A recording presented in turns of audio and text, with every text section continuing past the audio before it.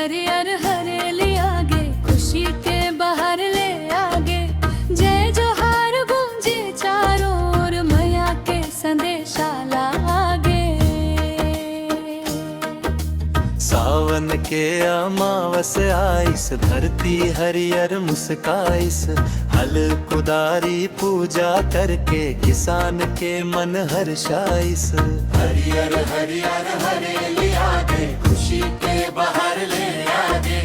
जय जोहार गूंजे चारों ओर, मैया के संदेशा लागे।